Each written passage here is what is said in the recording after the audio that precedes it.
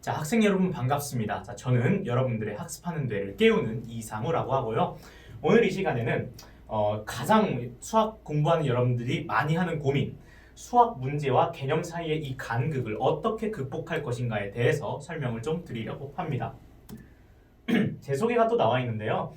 그냥 쭉 읽어보시고요. 자, 저는 이러이러한 경력들을 거쳐서 지금은 학습과 관련된 뇌인지 과학에 관심을 가지고 어떻게 하면 가장 과학적으로 효율적인 학습을 할 수 있을까를 밤낮 없이 고민하고 그리고 또 현재 수업도 열심히 하고 있는 사람입니다.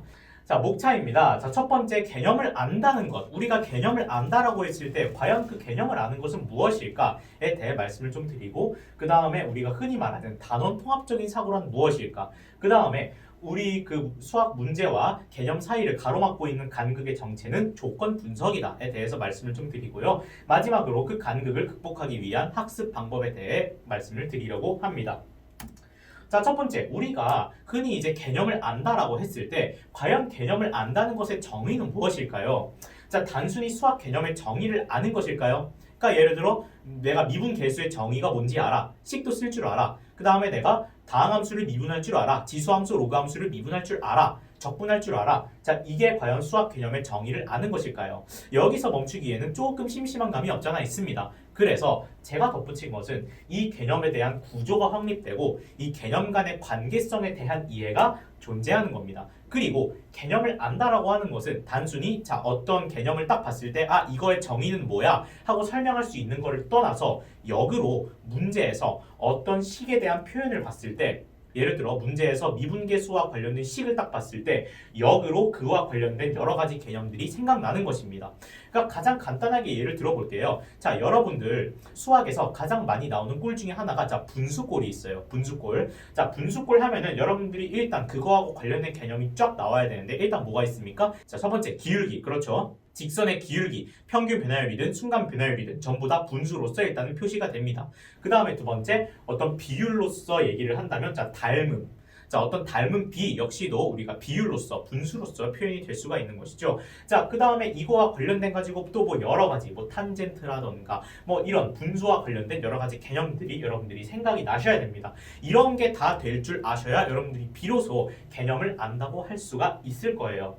그렇다면 여기서 딱 봤을 때는 어떤 단원을 딱 공부했을 때 그 단원만 딱 아는 게 아니라 그 단원 이외에 다른 단원까지 전부 다 포함하는 단원 통합적인 사고를 해야 되는 것으로 보입니다. 그렇다면 그 단원 통합적 사고라고 하는 것은 도대체 뭘까요? 어떤 한 표현을 봤을 때 그 표현과 관련된 각기 다른 단원의 개념들이 일제히 생각이 나는 겁니다.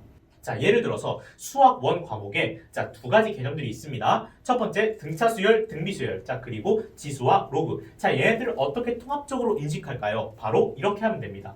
등차수열을 지수에 올리면 등비수열이고, 맞죠? 그 다음에 등비수열의 로그를 취하면 등차수열이다. 이렇게 일단 단원 통합적인 사고가 가능한데, 그러면 이거를 개념 처음 학습하는 과정에서 일일이 다 신경 쓰고 일일이 앞뒤로 왔다 갔다 하면서 찾고 그래야 되느냐? 라고 묻는다면 당연히 효율성을 추구하는 제 입장에서는 아니라고 말씀드리고 싶습니다. 이러한 단원 통합적 사고는요, 문제풀이 공부를 통해 완성됩니다. 이걸 전부 다 일반화시키면 뭐라고 그러죠? 개념은 문제풀이 없이는 절대 완성되지 않습니다. 그걸 좀 설명을 드릴게요. 그러면 우리가 개념을 아는 것과 문제를 푸는 것, 이 사이에 간극이 있잖아요. 그 간극의 정체는 저는 뭐라고 말하고 싶냐면 조건 분석이라고 말하고 싶어요. 여러분들 수학학원에 만약에 다닌다고 칩시다. 수학학원에 다니는데 여러분들이 선생님께 질문을 해요. 쌤, 저는요 이 단원에서 개념은 진짜 다 알겠거든요. 근데 문제를 못 풀겠어요. 라고 말하면 선생님들 거의 한 60-70%가 이렇게 얘기해요. 그거는 네가 개념이 모자라서 그래. 아니, 나는 분명히 개념 안다고 방금 전에 얘기했는데 나보고 개념이 자꾸 모자라대요. 근데 애들은 또 그걸 믿어요.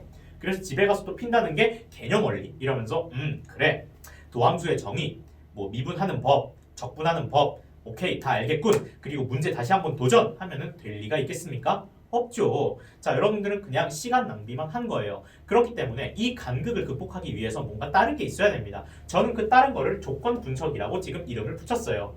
여러분들 여기 보시다시피 30번이나 21번 같이 어려운 문제들은요, 미분을 할 줄 몰라서 적분을 할 줄 몰라서 못 푸는 것이 아닙니다.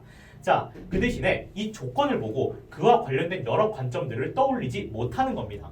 자, 예를 들어서 여러분들이 3차 함수 fx라고 하는 워딩을 봤어요. 보자마자 여러분들은 이 fx를 내가 구하려면은 첫 번째 식을 세워가지고 다 미정계수를 싹 다 구하면 되겠고, 두 번째 그냥 그래프를 그려서 여러 가지 그래프의 성질들을 사용하면 되겠다라는 생각이 나야 되는데, 보통 학생들이 어디서 끝나냐면 자, 미지수 잡고 열심히 식 세워서 풀다가 끝나거나 아니면 식 세울 생각을 못하고 그래프만 주구장창 그리다가 끝나요. 자, 그런데 이 두 가지를 동시에 생각을 할 줄 알아야 된다는 거죠. 근데 그러려면 어떻게 돼야 돼요? 이 그래프랑 식 간의 이 연결 관계가 이미 개념 학습 단계에서 공고해져 있어야 돼요. 또 다른 예시, 여러분들이 기울기라는 표현을 보고 평균 변화율, 미분계수, 탄젠트가 전부 생각나지 않는다. 자, 여러분들 제가 질문을 하나 드려볼게요. 여러분들 어차피 이제 미분계수랑 평균 변화율, 탄젠트 다 배웠을 거니까 제가 미분계수, 평균 변화율, 탄젠트라고 딱 말씀드리면 여러분들 머릿속에 기울기구나 라는 생각이 딱 드실 거예요. 근데 역으로 문제에서 기울기라는 표현을 딱 봤을 때 이 세 가지가 다 생각이 나냐고? 안 난다라는 거죠. 또 조금 전에 말씀드렸다시피 분수꼴을 딱 봤을 때 어떤 기울기, 닮음, 평균 변화율, 미분계수, 탄젠트 이런 게 다 생각이 나냐고요. 그게 아니라는 거죠. 자, 그래서 이게 생각나는 훈련을 하시려면은 당연히 문제풀이 공부를 열심히 하셔야 된다는 거예요. 자, 결국에 이 단원통합적 사고랑 조건 분석을 동시에 훈련하려면은 문제를 풀면서 어떤 조건의 워딩을 보고 그와 관련된 여러 관점들을 관계적으로 딱딱딱 단계적으로 떠올리는 연습을 하셔야 됩니다. 자, 요거를요 심리학 용어로는 spread of activation이라고 이야기를 합니다. 자, 다시 말해서 우리가 어떤 개념을 공부할 때 각각의 개념들을 독립적으로 공부하는 것이 아니라 얘네들을 어떻게든 연관짓고 관련지어서 스키마적인 형식으로 공부를 딱 했을 때 저 어느 하나의 정보에 대한 자극이 딱 주어지면 이 연결 관계가 이미 존재하기 때문에 머릿속에서 자연스럽게 이게 스프레딩 되면서 모든 정보가 다 떠오른다는 거죠. 자, 요 과정이 돼야 돼요. 자, 그러려면은 학습 단계에서 개념을 그냥 정의적으로 외우는 것이 아니라 개념의 재구조화를 통한 능동적 처리가 연습이 돼야 되고 관계성에 대한 고려가 이미 돼야 돼요. 자, 요거에 대해서는 제가 앞에 인강을 어떻게 활용할까라는 영상에서 자세하게 말씀드린 바 있습니다. 거기서 나오는 3리 복습법의 리스트럭처링 단계라고 생각하시면 되겠습니다. 제가 모든 것들을 그냥 추천드리는 것이 아니고요. 저는 연구를 하는 사람으로서 전부 다 과학적인 근거가 존재하는 것들입니다. 자, 그래서요. 자, 이건 뭐냐면 제가 간단하게 손으로 여러분들이 조건을 분석하고 풀이 과정을 만들어가는 과정을 인지적으로, 도식적으로 나타낸 겁니다. 설명을 드릴게요. 자, 보시죠. 만약에 문제에서 구하는 값이 최소값이에요. 예를 들어서 문제에서 구하는 값이 최소값이야. 그런데 조건 가나다가 있는데 조건 가를 해석할 수 있는 여지는 저렇게 여지 1, 2, 3, 4 네 가지가 있어요. 그 다음에 조건 나를 해석할 수 있는 경우의 수는 요 A, B, C 세 가지가 있어요. 그 다음에 조건 다를 해석할 수 있는 방법은 알파와 베타 두 가지가 있다고 칩시다.